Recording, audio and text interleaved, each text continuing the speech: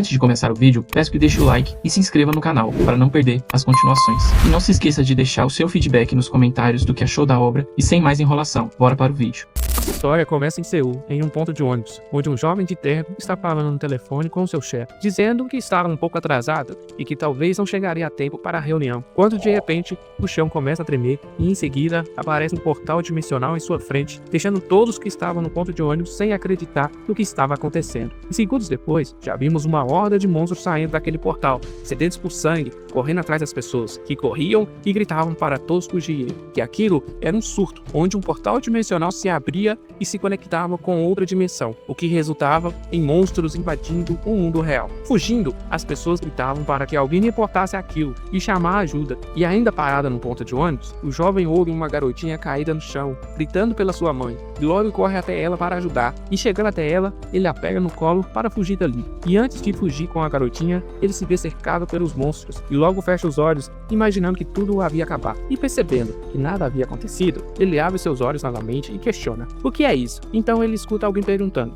vocês estão bem? Nós já estamos aqui, então podem relaxar. Ouvindo aquela frase, nosso prota logo se anima ao perceber que eram os despertados, responsáveis por lidarem com os portais dimensionais e aqueles monstros que saíam dele. E após quase ser morto por goblins, nosso prota ainda foi para o trabalho, e viu seu chefe louco exclamando por ele ter perdido a reunião, dizendo que se um surto aconteceu, ele deveria ter corrido e ido diretamente ao ponto de encontro marcado. E seus amigos, olhando de longe aquele sermão, o chama de Ryuki e comentam que dessa vez ele estava realmente ferrado por ter se atrasado. Segundos depois, seu chefe joga o envelope no rosto de Ryuki, lhe dizendo que aquela era sua última chance, e se fracassar de novo, ele seria demitido. E em seguida diz que queria aquele contrato assinado naquele mesmo dia. Na cena seguinte, Ryuki, conversando com seu amigo no lado de fora da empresa, pergunta se seu chefe não estava sendo muito rígido com ele. Em seguida diz que queria mesmo era juntar um dinheiro para se tornar um despertado. E seu amigo então responde: qual é, cara? Tu ainda tá nessa? Esquece isso. Ryuki, ainda animado, responde: mas não seria irado se eu conseguisse? É uma das coisas que eu mais quero. E seu amigo então o interrompe, apontando e perguntando se aquele ônibus que estava passando não seria o dele. Ryuki então se assusta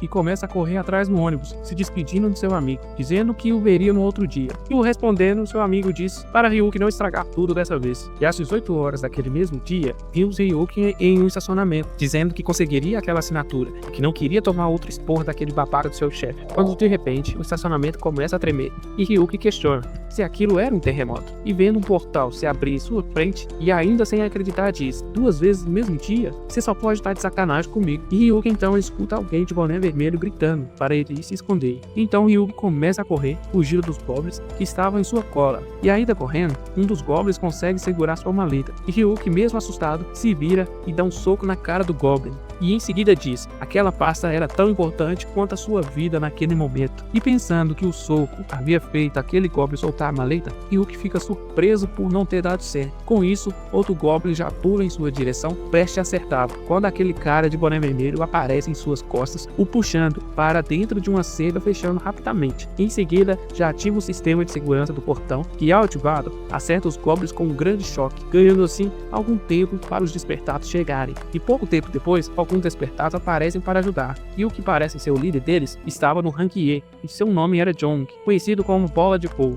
e acompanhado pela sua equipe, avança em direção dos goblins, onde se dá início a uma batalha sangrenta pela sobrevivência. Após uma luta intensa, a equipe de Jong derrota todos os goblins, e Ryuki, assistindo aquela luta, logo diz: como esperado, os despertados são demais. E depois da euforia passar, Ryuki então percebe que não estava com a sua pasta, e logo sai em busca para procurá-la. Notando que Ryuki estava procurando algo, Jong, com sua pasta na mão, pergunta se era dele. Ryuki diz que sim, e o agradece. Jong então responde: claro, sem problemas, é devido a um despertado ajudar os mais fracos. E Jong segue dizendo: dentre aqueles cujo poder foi dado por Deus, sou eu aquele quem foi escolhido para trazer justiça a essa realidade. Assistindo aquela conversa de longe, um dos membros da equipe de Jong brinca dizendo que o líder já está se gabando de novo, e após dizer aquilo, ele nota algo passando voando bem ao seu lado. Logo todos notam que aquilo era um ataque, e que vinha de um goblin maior, e que parecia ser o líder deles. Na tentativa de paralisar todos, o goblin usa sua habilidade em área, dando um estrondoso grito, e com o Ryuki paralisado pela habilidade, o líder Jong passa sua ordem dizendo para que todos que pudessem se mexer o ajudassem dando cobertura.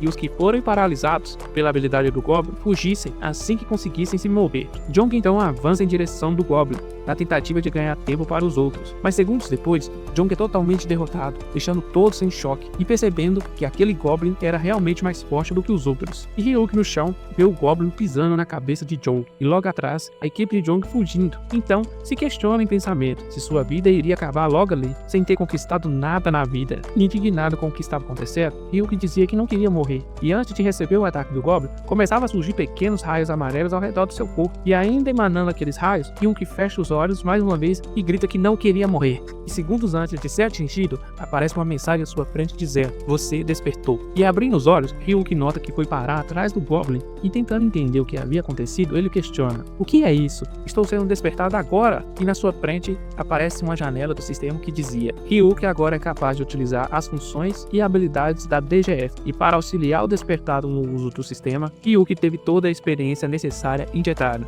E em razão do atual perigo detectado, o controle sobre o corpo foi transferido por um curto período de tempo, e Ryuk prestes a receber outro ataque, concentra pequenas bolas de energia em sua mão e lança em direção ao Goblin, que é acertado em cheio. E assistindo aquele ataque de Ryuk, a equipe de Jong comenta: "Aquele cara não é uma pessoa qualquer? Levando em consideração como ele desviou, parece que ele despertou. E que tipo de rank será que ele despertou, hein?" E voltando para a luta, Ryuk então passa por debaixo das pernas do Goblin, indo para as suas costas e prepara outro ataque chamado Mãos Flamejantes, o atingindo em cheio com uma grande explosão de fogo. E no meio daquela fumaça, o Goblin aparece de repente na frente de Ryuk como um ataque furtivo. Então, Ryuk ativa outra habilidade, Escudo, que gera um domo em volta do seu corpo, o protegendo do ataque. Ryuk então nota uma espada no chão e fazendo um movimento rápido, ele a pega rapidamente. Logo, utiliza outra habilidade, Encantar Arma. E olhando para o Goblin com um olhar calmo e determinado, Ryuk avança em alta velocidade, acertando com um golpe rápido, não dando chances de esquivar. Após ser derrotado, o corpo do Goblin começa a desfarelar no ar, e ao sumir completamente, aparece uma mensagem que dizia: "A eliminação do alvo foi concluída, retornando o controle do corpo e a habilidade ao usuário." E surpresos com o desfecho daquela luta, os membros restantes da equipe de Jong questionam: "Sem chance? Um despertar duplo? Não, pode ser até maior do que isso." E 20 anos atrás, no ano de 2000, as capitais ao redor do mundo, incontáveis torres apareceram, e essas torres eram feitas de materiais que não existiam nesse mundo, e dentro delas, um ser divino chamado Deus reside. Contudo, devido aos respectivos governos, eles foram selados, enquanto vários rumores sobre as torres se espalhavam, em todas as regiões do mundo, surtos em larga escala começaram a acontecer, e para pará-las, centenas de despertados, escolhidos por Deus, apareceram, e então, 20 anos se passaram. E no ano de 2020, o mundo inteiro ficou ciente dos despertados, e isso se tornou uma grande transição. E de volta ao presente, e já em sua casa, Ryuk levantando de sua cama, olhando seu terno pendurado todo sujo, imagina: "Toda vez que olho para aquilo, eu percebo que ontem não foi apenas um sonho." Ryuk então se lembra que após eliminar aquele Goblin, uma mensagem do sistema apareceu dizendo: "Eliminação da fonte de perigo foi confirmada, controle do corpo e da habilidade se retornaram." E parecendo que estava acordando de um transe, Ryuk exclama: "O quê?" E olhando para sua mão, nota que estava segurando uma espada e questiona: "Por que eu estou segurando isso?" E continuando, ele pensa: "Eu tenho certeza que estava prestes a morrer nas mãos daquele Goblin guerreiro." E pensando que ainda ele poderia estar vivo, Ryuk então olha para trás e percebe que o Goblin não estava mais ali. Então se pergunta em pensamento: "Eu realmente despertei e o derrotei?" E interrompendo seu raciocínio, os dois despertados que sobreviveram se aproximam de Ryuk, o chamando de mestre, e dizendo: "Eu vi sua magia incrível que derrotou o Goblin." E Ryuk, sem entender, pergunta: "O que vocês estão falando?" E como os dois lunáticos ficaram bajulando e implorando Ryuk para ir com eles e para ser seu novo líder, pois o líder anterior havia morrido para o Goblin, e por serem despertados fracos, ele conseguiria carregá-los. E surpreso com aquela atitude, Ryuk pensa: "Essas são as pessoas que começaram a surtar e me deixaram aqui quando o líder delas morreu. Agora elas estão me dizendo que isso é normal? Tem alguma coisa estranha." E pensando bem, Ryuk então disse que precisava de um tempo para pensar naquilo, e em seguida, eles escutam uma mulher dizendo: "Tudo bem, podem parar agora." E olhando para trás, os dois com a cara de surpreso diz: "Eles já estão aqui? Eles não devem ter sido capazes de terminar o trabalho tão rápido." E Ryuk, a reconhecendo, pensa: "O QBI está aqui, que alívio." E nos é explicado que o QPI era a Organização de Gestão dos Despertados, criada há 20 anos, e é a empresa que está a cargo de promover a ordem entre as guildas e manter a segurança dos civis e dos despertados. A Liga Consulta, a KBI, então diz: viemos mais cedo do que o normal por causa de monstros de rank alto aparecendo nesse sul. E olhando para os dois lunáticos, ela os chama para ir com ela. E notando que ela havia chamado apenas os dois, eles notam que Ryuki estava fugindo correndo. E gritando pelo seu chefe, eles decidem correr atrás de Ryuki também. A Yonsu, vendo aquilo, dá a ordem para seus subordinados os trazerem de volta. E após conseguirem os imobilizar, perguntam se deveriam ir atrás de Ryuki também. E a Yonsu, pegando a maleta de Ryuki que estava no chão, diz: não há razão para isso, eu sinto que o veremos de novo. E no dia seguinte, Ryuki, ainda confuso com tudo o que havia acontecido, pensa: que realmente eu sei. E pensando sobre seu emprego, ele percebe que seu chefe não vai acreditar que ele falhou novamente em fechar o acordo por causa de outro surto. E Ryuki então pensa que eu não posso fazer nada sobre as coisas que já aconteceram. Primeiro de tudo, eu tenho que entender as habilidades para poder sobreviver como um despertado. E antes de dizer a palavra status, a janela do sistema se abre à sua frente. Ryuki então nota que não precisaria dizer a palavra para ter acesso à sua janela. E olhando para seu status, ele percebe que todos os seus status estavam em 5 e o charme estava em 3 e suas defesas estavam em 1. E percebendo algo familiar naquelas configurações, Ryuki, chocado com aquilo, logo se lembra que aqueles status eram os mesmos do seu primeiro personagem criado no jogo da DGF e que todas as 3 funções vieram juntas, assim como no jogo. E entusiasmado, Ryuki pensa: mesmo o despertado duplo tem 2 funções, são existências tão raras que as guildas de todo o mundo dão uma grande quantia de dinheiro para contratá-los. E suando frio se pergunta: você está me dizendo que eu sou um despertado triplo? Ryuki então, não aguentando de euforia e felicidade, grita bem alto dizendo que aquilo era insano. Mas com aquele berro, seu vizinho grita de volta, o mandando calar a porra da boca. Então Ryuki pede desculpa, já levantando para buscar um copo de leite. Ryuki pensa: contudo, ir para uma dungeon logo de cara é demais para mim agora. Eles dizem que um monte de despertados morre assim que desperta. Então, eu deveria desenvolver minhas habilidades um pouco. E como qualquer preguiçoso, ele pensa: há algum jeito de conseguir dinheiro sem se esforçar? Ou um jeito de ganhar dinheiro sem lutar? E tendo uma ideia, Ryuki diz: certo, entre as habilidades de mecânico, há a replicação máxima, que permite replicar um produto e produzir um falsificado perfeitamente, mas que não podia replicar o mesmo objeto 2 vezes, e não podia replicar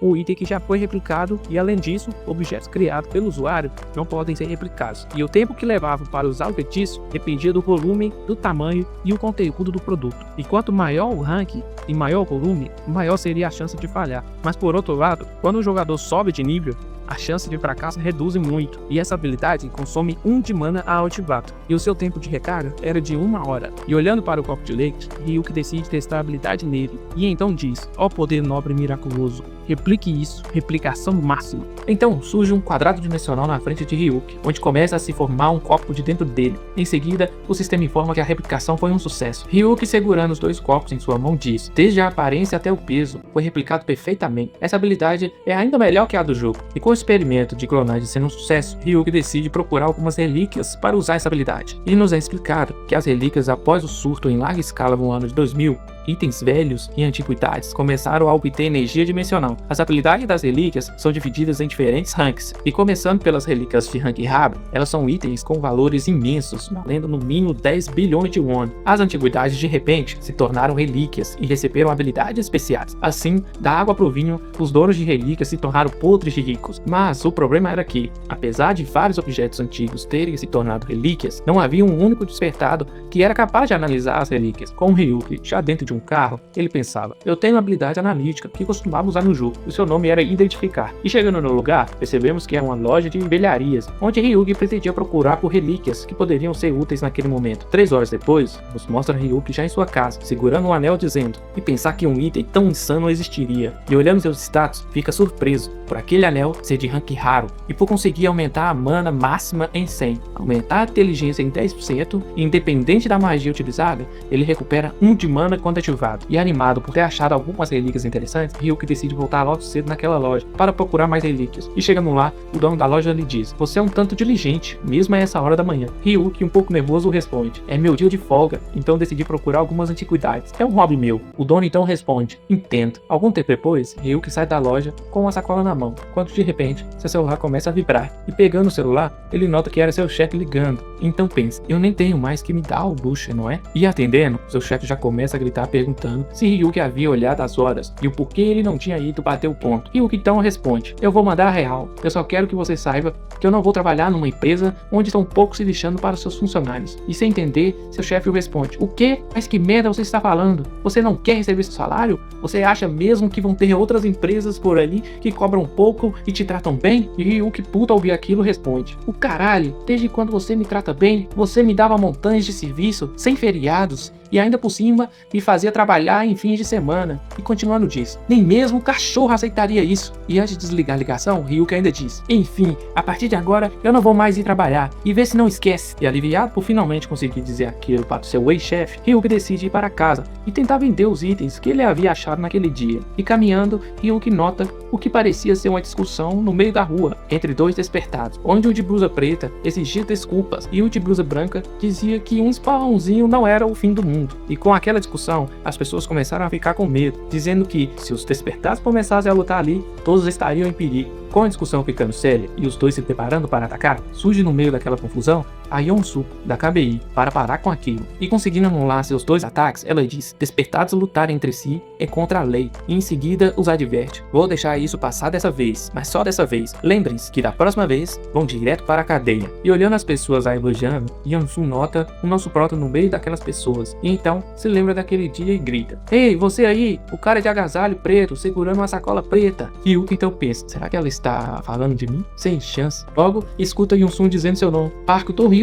E rodeado por olhares de indignação misturado com raiva, Ryuki levanta as mãos. A Yeon-soo então diz: por favor, venha comigo e pegue aquilo de volta. Algum tempo depois, e já no que parecia ser o prédio da KBI, Yeon-soo lhe oferece café e Ryuki aceita. E sentados, Ryuki diz: então, aquilo que eu devia pegar de volta. E eu respondendo, Yeon-soo coloca a maleta em cima da mesa e se desculpa por ter aberto para poder achar o dono. Ryuki diz que tudo bem, não é como se tivesse muita escolha se quisesse achar o dono da maleta. E mudando totalmente o rumo da história, Yeon-soo diz para Ryuki que, com base nas informações que obteve com as testemunhas naquele dia, aqueles dois despertados que estavam com você não tinham habilidades o suficiente para ter eliminado aquele monstro. E continuando diz: então, eu acredito que você o derrotou. Além do mais, as pessoas presentes no local disseram o mesmo que eu. Após ouvir aqueles questionamentos, Ryuki a pergunta: então por que você veio até mim? Para me recrutar? E Yeon-soo o responde: recrutamento não é o nosso objetivo. Entretanto, se quiser se tornar um despertado poderoso, você deve se registrar primeiro. E portanto, eu irei guiá-lo ao exame. E Ryuki então concorda. Com Ryuki saindo da cápsula de avaliação, o avaliador diz: ok,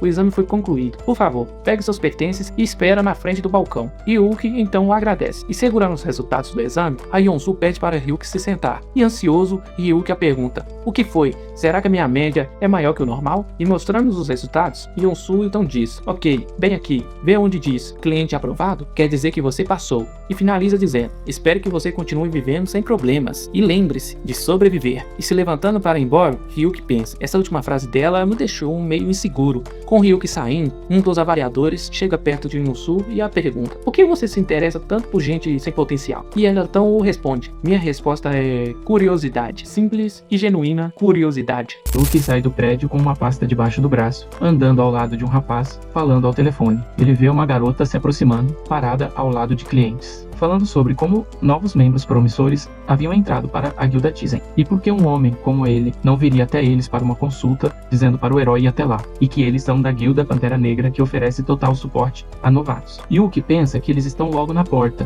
tentando atrair novatos. Observando outros recém-chegados, ele pensa que é bom que eles não estejam interessados nele. Caminhando com o rosto satisfeito, pensa que é muito melhor estar sozinho agora, sem atrair atenção desnecessária, já que só precisa de dinheiro ganho honestamente, com um prédio amarelo e pessoas ao fundo. O herói pede, agradecendo ao poder mágico, que duplique aquele item. O anel de design em comum começa a brilhar. Alkidorra diz que isso duplicará o nível máximo. Ele olha para a figura em forma de cubo à sua frente. A notificação diz que a criação da cópia falhou e que o nível atual não é suficiente, acrescentando que a taxa de sucesso é de 0%. O rapaz cobre os olhos com a mão por causa da luz que emana do cubo. Ele afasta a mão e olha para o objeto com confusão, dizendo que parece que com seu nível atual é cedo demais para tentar copiar uma relíquia rara. Sentado no chão, olhando os itens sobre um pano verde, uma chaleira, uma caneta e um cinturão de boxeador, ele diz que então vai observar os 3 restantes. Ao olhar para os objetos, As notificações revelam informações sobre cada um, começando pela chaleira da avó Kimban, de 67 anos, nível comum. A habilidade dela é que se você fizer chá e beber dessa chaleira, o nível mágico aumenta em uma para cada 100 ml e o chá nunca estraga devido às propriedades antibacterianas. Depois vem a caneta tinteira do escritor On, nível comum. Adiciona 20 pontos de sabedoria mágica, mas reduz a força em 3 pontos. Por fim, o cinturão de Shoi, nível mágico. Adiciona 50 pontos de energia e aumenta em 50% a eficácia das poções que aumentam energia. Colocando o anel no dedo, Yuki o observa e diz que o manterá consigo por enquanto. E já que agora ele tem um registro de esperto, pode usar o Desnet, então saberá o preço dos itens. Apontando o dedo para baixo, ele diz que irá copiar os itens e colocá-los em leilão. Ao fundo do planeta Terra, Dora diz que nos últimos 20 anos, muitos despertos começaram a surgir por todo o mundo. O Desnet tornou-se um tipo de espaço que os uniu. Diante da caneta e das notificações, ele explica que lá se compartilham notícias, informações sobre Dungeons etc. E há um site de leilões onde se pode trocar ou vender item. Uma garota, com a perna apoiada em uma cadeira, senta-se ao computador. A história diz que estamos em Nagoya, Japão, na casa de uma desperta atiradora chamada Ri. Ela clica com o dedo no mouse, dizendo que isso é interessante. Olhando para o item com o cabo, ela comenta que coisas tão comuns raramente viram relíquias, enquanto coloca um doce na boca. Ela afirma que a caneta é boa para aumentar o nível de sabedoria, algo difícil de subir. Clicando no mouse, Ri diz que muitas pessoas desistem por causa do preço. Inserindo o valor atual de 120 milhões e 1, ela declara: é minha. A história prossegue, dizendo que uma desperta do Japão, chamada Ri, comprou com sucesso a caneta tinteiro. O sol brilhante ilumina os belos edifícios altos. A história se passa ao mesmo tempo, em Seul, na estação Yokshin, no prédio da Guilda Lotus Branca. No andar mais alto, uma garota está tomando banho, sentada com um tablet à frente de um homem de terno vermelho, perguntando o que ele sabe sobre os registros mais recentes no Desnet. O homem sentado é o mestre da Lotus Branca, a melhor guilda da República da Coreia. Kang In-han pergunta o que isso significa. A garota responde que alguém colocou uma relíquia rara e uma comum à venda recentemente, e uma delas já foi comprada. O rapaz olha para o lado e pergunta se não é um vendedor comum. A garota, ainda na banheira, enrolada em uma toalha, segura o tablet e responde, irritada, que não, que há um novo apelido, sem nenhum dado vinculado. E além disso, com uma licença desperta, só é possível criar um login. A história revela que essa garota, Minal, é a vice-líder da guilda Lotus Branca. Olhando para baixo, chateada, ela ouve a pergunta dele sobre o que ela quer dizer com isso. Ela responde que tem algo suspeito acontecendo, e que são relíquias, que você dificilmente encontraria mesmo explorando 30 dungeons. Kang In-han a encara com confusão, perguntando se ela está sugerindo que a pessoa tem uma habilidade secreta para encontrar relíquias, ao que ela responde afirmativamente, aproximando-se da banheira. Sunny diz que relíquias caras geralmente são vendidas no mercado de Gangnam, mas as fracas podem ser facilmente negociadas no Desnet. Ela pega um roupão de um cabide próximo, o veste e continua dizendo que aquele não parece alguém que vende relíquias comuns ou raras com frequência. O homem de terno vermelho cobre o rosto com a mão, reconhecendo que é verdade, relíquias assim não estão ao alcance de qualquer um. Erguendo o telefone, diz que vai entrar em contato com a equipe de desenvolvimento para obter informações sobre essa pessoa. A garota, com um sorriso e bochechas coradas, segura um item interessante em suas mãos e o agradece. O sol brilha. Sobre uma multidão tranquila, alguém ao fundo faz a contagem. 4, 7. Yuki está em posição de prancha, fazendo flexões, contando 48. A notificação mostra o contador 49 de 50, ele cerrando os dentes, de 50, caindo no chão e liberando uma magia turquesa. A notificação diz que a tarefa de fazer 50 flexões foi concluída. Yuki recebe pontos de habilidade e sobe de nível. O desperto parque do Yuki alcança o nível 11. A nova notificação diz que ele atingiu a segunda classe de mago. Enxugando o suor com a mão e olhando para o lado, Yuki diz que não esperava conseguir, mas é ótimo poder subir de nível, como num jogo, além de distribuir os pontos nas estatísticas necessárias. A notificação mostra os atributos de mago, e ele diz seriamente que as características estão começando a se consolidar, olhando para frente com um sorriso e bochechas rosadas. Ele diz que agora tentará adquirir as habilidades passivas de movimento e concentração. Correndo pela praça e deixando apenas poeira para trás, ele pensa que precisa dessas habilidades para enfrentar monstros. Imaginando Dora diante de um dragão flamejante, pergunta-se por que todo mago luta contra eles e conclui que é por isso que esses feitiços são obrigatórios no jogo. Partindo do lugar e começando a correr, ele abre a boca pensando que habilidades só podem ser adquiridas com treino. Continua correndo, desenhando elementos mágicos com o dedo no ar. Ele grita o nome da habilidade, armadura forte e resistente, traçando um círculo mágico à sua frente. Dora pensa que nada funciona na primeira tentativa. A notificação então informa que o feitiço de concentração falhou e o feitiço de armadura foi cancelado. O herói pensa que vai repetir tudo isso até conseguir. Yuki continua correndo o mais rápido que pode pela praça. Ele olha sério para frente, gritando para si mesmo que precisa tentar de novo, desenhando um círculo à sua frente, com o dedo mais uma vez. Enquanto corre, ele grita novamente o nome da habilidade, armadura forte e resistente. Uma notificação aparece informando que a concentração do feitiço falhou e que a armadura foi anulada. Mesmo ele correndo com um círculo traçado na frente, Yuki novamente não entende qual é o problema. Ele olha para o dedo que usa para lançar magia e diz: essa foi a 20ª vez. Qual é o problema? Um pedestre observa o protagonista correndo e pergunta chocado como aquele cara corre, sem se cansar. Os amigos do menino chamam sua atenção, perguntando onde está a bola. Um garoto de jaqueta marrom corre até outro, gritando para ele buscar a bola antes que ela se perca. O menino sai correndo, pedindo desculpas ao amigo e prometendo que vai trazê-la de volta. Agora, o garoto corre até uma bola que rolou para a rua. Ele pisa no asfalto, onde um caminhão grande está vindo em alta velocidade, dizendo: ainda bem que ela não foi muito longe. O amigo dele começa a gritar, desesperado, para ele tomar cuidado e olhar para os lados. Isso chama a atenção de Yuki. Ele vê o caminhão avançando em direção ao menino que vai pegar a bola. Yuki parte correndo com toda a força. Ele voa em direção à rua, cerra os dentes e grita com todas as forças. A luz dos faróis ilumina o menino abaixado, estendendo a mão para pegar a bola. Yuki se vira para o caminhão e pensa que precisa ser ainda mais rápido. O caminhão avança diretamente em direção ao menino e Yuki começa a gritar o nome da sua habilidade, armadura forte e resistente. Ele cobre rapidamente o menino com o próprio corpo, gritando sobre a armadura naquele momento. Sangue se espalha sobre um fundo branco. Yuki, coberto por uma espécie de casco azul,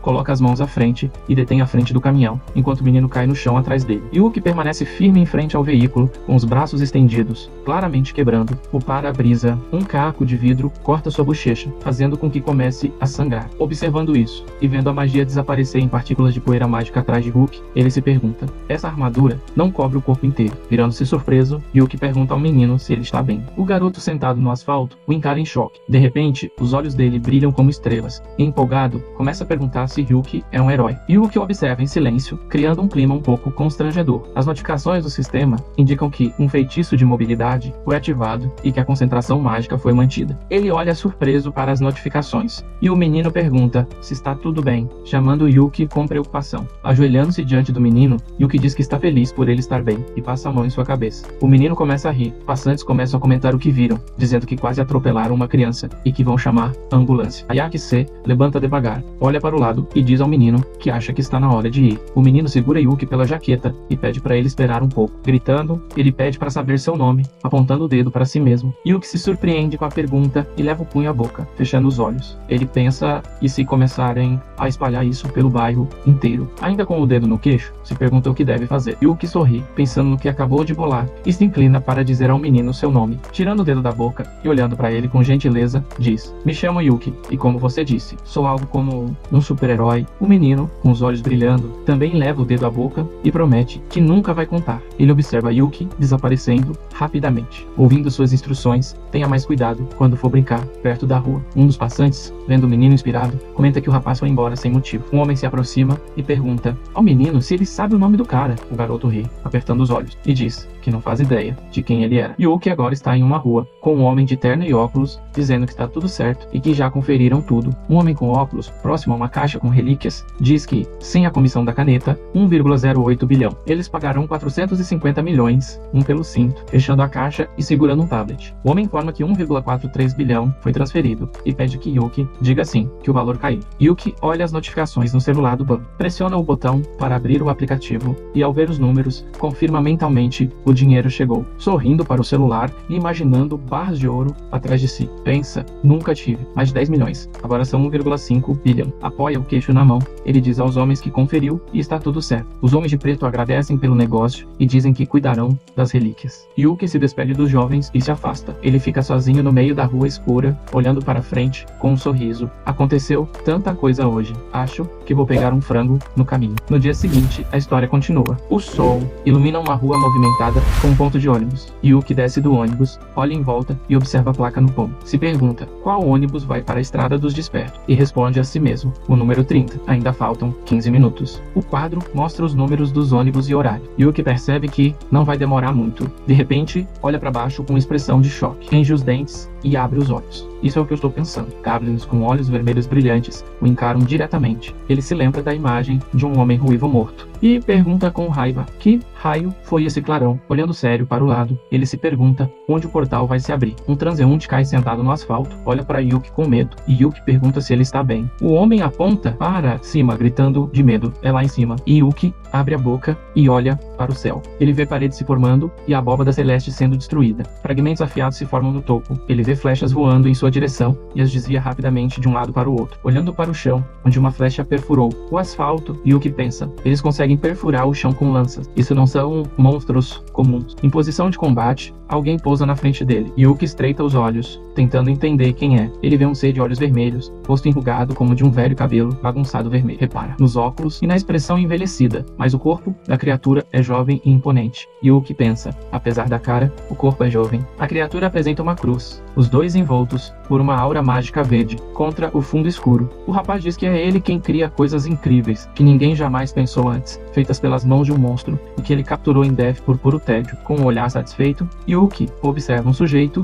e pergunta em voz alta: isso é um gnomo, não é? Yuki vê um gnomo com uma besta. Um clarão aparece acima do gnomo. De repente, alguém grita ao longe para que parem o anão. Yuki se vira. Uma garota com uma espada fina rapieira se aproxima dos combatentes. Ela joga a jaqueta para o lado. A garota salta sobre o anão e gira sua espada. O anão se prepara para revidar. O gnomo chama outros gnomos para ajudar. A garota percebe que está sendo confrontada por cerca de 5 anões. Ouve-se o som de bestas disparando. Os anões atiram de uma só vez. A garota não sabe o que fazer. Ela tenta bloquear com o corpo as 10 flechas que voam em sua direção. Subitamente, as flechas são barradas por um escudo mágico. A garota não entende de onde veio. Yuki diz que chegou por pouco. A garota se vira e pergunta se foi Yuki quem a protegeu. Yuki grita para ela não se distrair. O gnomo ataca. A garota bloqueia o golpe da espada com seus braceletes. Ouve-se um feitiço. Harmonia da magia, coerência dos polos. Mísseis mágicos passam voando pela garota. O gnomo tem metade do rosto arrancado pelo projétil mágico. A garota não acredita no que vê. Yuki diz que é perigoso ali e que ela deveria sair. A garota responde que também é despertada e precisa lutar. Yuki diz que ela vai mudar de ideia assim que vê aquele cara ali. Uma armadura com fogo mágico interno se aproxima. Protegendo a garota, a armadura cai no asfalto com um estrondo. Ela encara os despertados. A garota olha horrorizada. Ela pergunta o que está acontecendo. Yuki responde que isso é uma habilidade especial de intimidação de monstros superiores e que agora, com medo, ela não consegue se mover. A garota pergunta como Yuki lida com isso. Yuki a pega nos braços e responde que já passou por isso. Antes, a garota não entende o que ele quer dizer. Com ela nos braços, Yuki salta alto. Eles voam sobre os prédios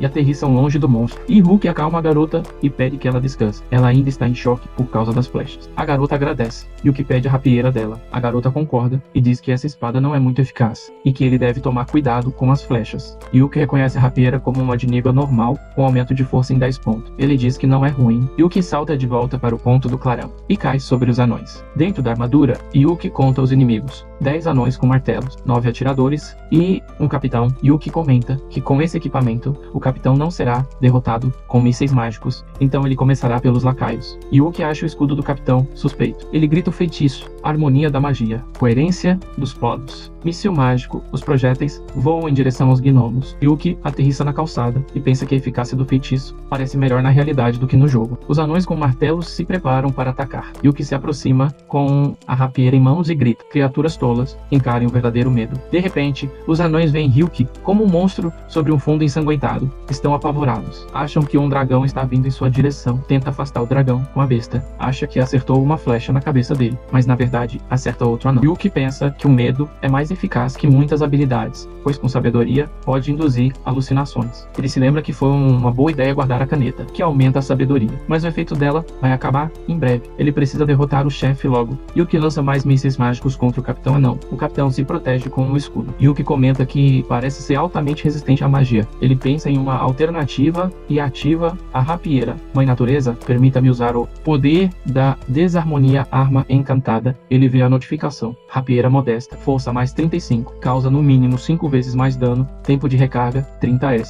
Yuki assume uma pose estilosa enquanto a arma é ativada. Ele corre até o capitão. O anão levanta o escudo. Yuki atravessa o escudo com a rapieira. O capitão congela. Suas pernas falham. Yuki grita que ele confiou demais no escudo. A viseira do capitão começa a cair, e ao tocar o chão, revela, não há nada atrás dela. Yuki se aproxima lentamente. O capitão balança o martelo. Erra o ataque. Yuki já não está lá. Ele lança mísseis mágicos. Os projéteis atingem o capitão e Yuki salta para longe da armadura. A placa do peito cai e revela um pequeno gnomo escondido dentro da armadura. Yuki conclui: esse é o chefe. O escudo está quebrado e os feitiços começam a surtir efeito, mas o feitiço do medo logo acabará. Ele precisa acabar com os anões rápido. Yuki lança mais mísseis mágicos. O capitão tenta se esconder atrás de um escudo anti-magia verde. As magias contornam a armadura. Yuki ataca a parte desprotegida com mísseis. O capitão é atingido diretamente. A armadura é envolta em magia. O capitão resiste, mas Yuki pensa: ele está errado, se acha que sou só um mago. Agora é hora de finalizar. Yuki salta sobre ele e ataca com mísseis mágicos diretos. Uma nuvem de poeira sobe. Quando baixa, só restam a armadura no chão e o corpo do capitão dentro dela. Yuki diz: só faltam esses fedeiros agora, né? Ele parte para os gnomos restantes. Eles caem inconscientes. Ele pensa: felizmente, só o líder tinha escudo encantado, menos. Mas da próxima vez, pode ser diferente. Ele precisa encontrar feitiços de segunda classe rápido. Uma